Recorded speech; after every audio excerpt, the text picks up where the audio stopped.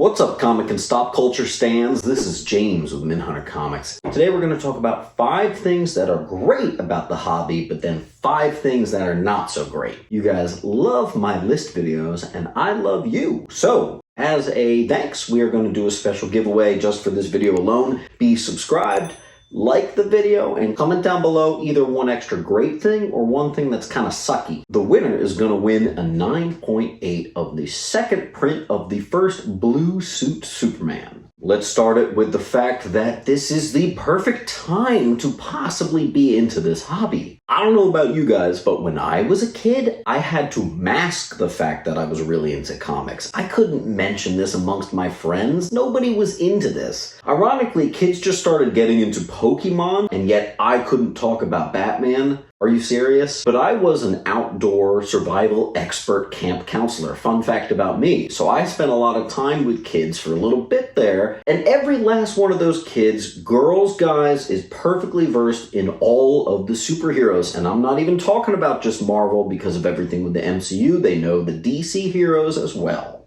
I remember one particular conversation with one kid who was talking to me about Hellboy. He was 8.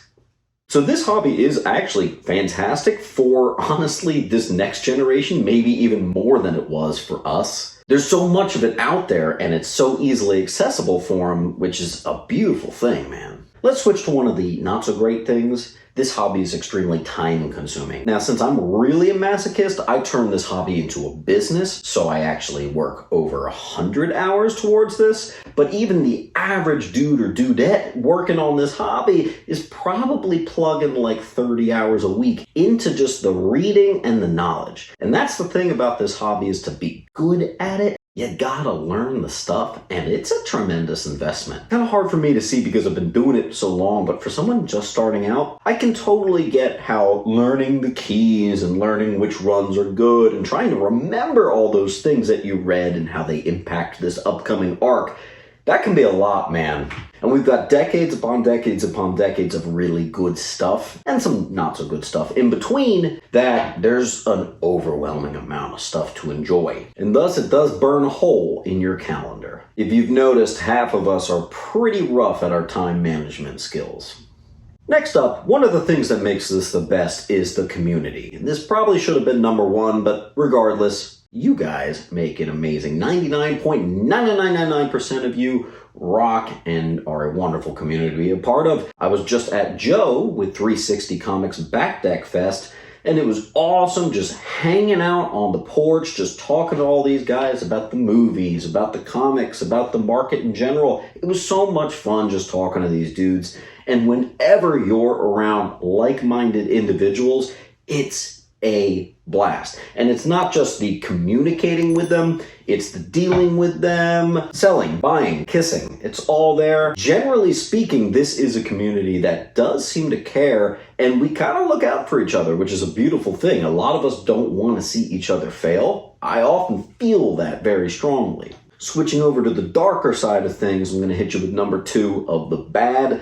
The speculation and the FOMO. Talked about it before on this channel, and you don't have to hear it from me. You already know that's something that hurts everything. Okay, a movie comes out and it drives everything, apparently. And oh, these keys have to skyrocket now because frickin' Emma Stone just got a haircut and it looks like Gwen Stacy. So now we have to sell this for $200 more. Yeah, that is really annoying. FOMO train gets away from you, and then you end up spending too much. And that's why some of us get really badly in holes in this hobby. Can be kind of fun if we're being honest, but there is such a dark side associated with it, and that's because it's not a natural popularity bump. It's like a frantic bump that almost always means it's gonna pop like a blister and come back down. So yeah, we definitely see some artificial pegging of certain books and keys as a whole. The more experience and effort that you put into it, you start to become a little bit numb and a little bit cautious of those things, and you're able to avoid it more. The next thing that makes this hobby so fun is it's investing, but with a twist. There is the side where you can just read comics and not go for back issue bins at all, not try to get keys and all that. Not only is that super fine, it's kind of encouraged because that means you're smarter with your money than most. But there's a heavy side of comic book collecting that is frankly, investing. And it's not boring investing. It's investing money and time into something that you absolutely love. And I can't think of anything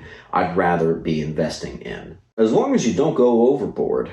And hell, maybe even if you do go overboard, you're going to be having some fun with your investing. I never like using the term investing, but we're going to use it here because, to be honest, that's what a lot of it is. Might have been Comics with Bueller that said, I can think of many, many other great things to invest in, but they won't be as fun. Yeah, you're gonna make more money if you hand it over to like a specialist and a money market account and this and that, but we're here on this earth, man. Let's try to have some fun while we're at it. Switching to the bad side again, we gotta talk about the volatile market. This kind of ties into number 2 there with the speculation and the FOMO, but oh boy, have a lot of people been feeling this one in the last few years. This market is extremely volatile. The slightest sway of a breeze of some news is going to change everything, and then everything goes down. Everything goes up, everything over here. Currently, speaking honestly, I have noticed that there are books, quite a few, maybe even the majority of books, are selling now for lower than they did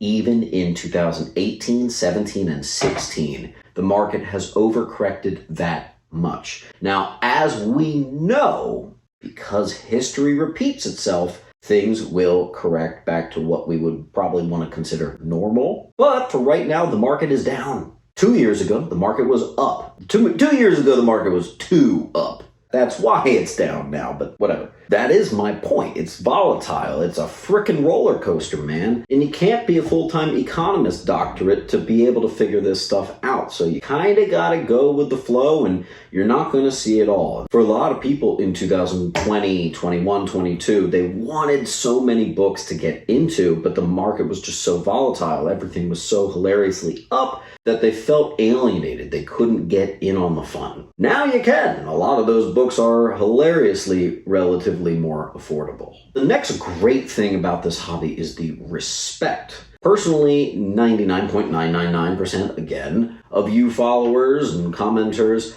are absolutely respectful in the comments here. One thing about the community that I really love is that you're able to have those kind of awkward battles. Whereas a lot of times people get heated and get very trolly online. Here, we actually often bounce ideas, even for things as heavy as a concept of like woke in comics versus not. And a lot of times you really see people go at each other for that sort of thing. But in this comic book community, I've noticed that we're able to talk about it. There's almost no conversation I've noticed that has been off limits. My buddy's a watch guy, and he tells me that like everybody online in the chat boards is always at each other's throats.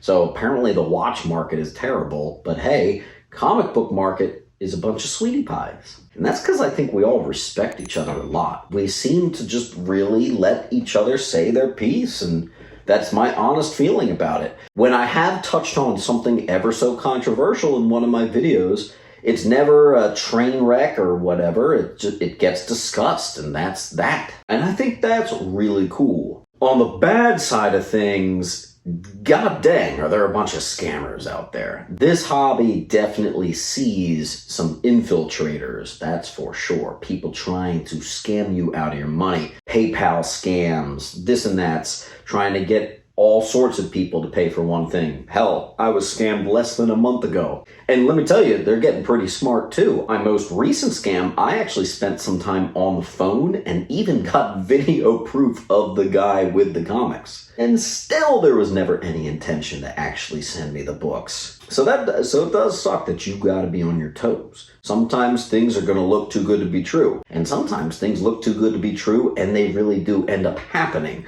So it's why you can't completely close the door. See what I mean? And the last one I'm gonna give you is that we have such a wealth of knowledge. Now we have all these websites, all these movies, all these wiki guides, all these YouTube channels, all this digital access to comics. There is so many ways of consuming every aspect of this community right now. With the internet and all the tools that we have, it's never been better. I love the YouTube channels that do like a 2, 3, 4 hour recap of an entire comic book arc. Even if I can't watch it, I'll actually put it on in the background while I'm bagging and boarding my comics. Basically almost like a book on tape. That and more is what makes this so awesome right now. You got Key Collector, you got Cover Price, you got Go Collect, you got all these tools for pricing and also for the knowledge of your books. You have Overstreet guides, you have everything. You have YouTube channels and YouTubers like myself educating you. Really wish that was around 10, 15 years ago. It's really fun and cool. But unfortunately, back on the wrong side of things, and probably the heaviest one here, is that we still haven't got the Captain Carrot movie. I think it's absolutely crazy that we're getting characters like Moon Knight, even Ms. Marvel getting shows and movies and stuff like that, but we can't get the ultimate A-lister of Captain Carrot. It really makes no sense, and the market is very oversaturated with awesome entertainment everywhere, wherever you look, but where is our Captain Carrot? Easily the worst thing about the hobby, but a lot of our patience is really being tested on this, and it's not fair.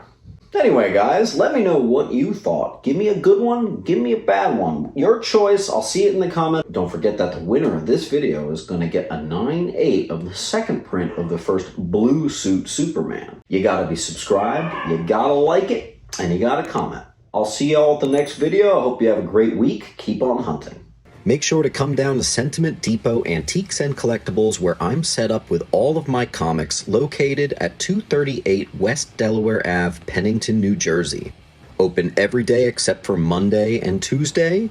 Enjoy 10% off from Wednesday to Friday. See you there.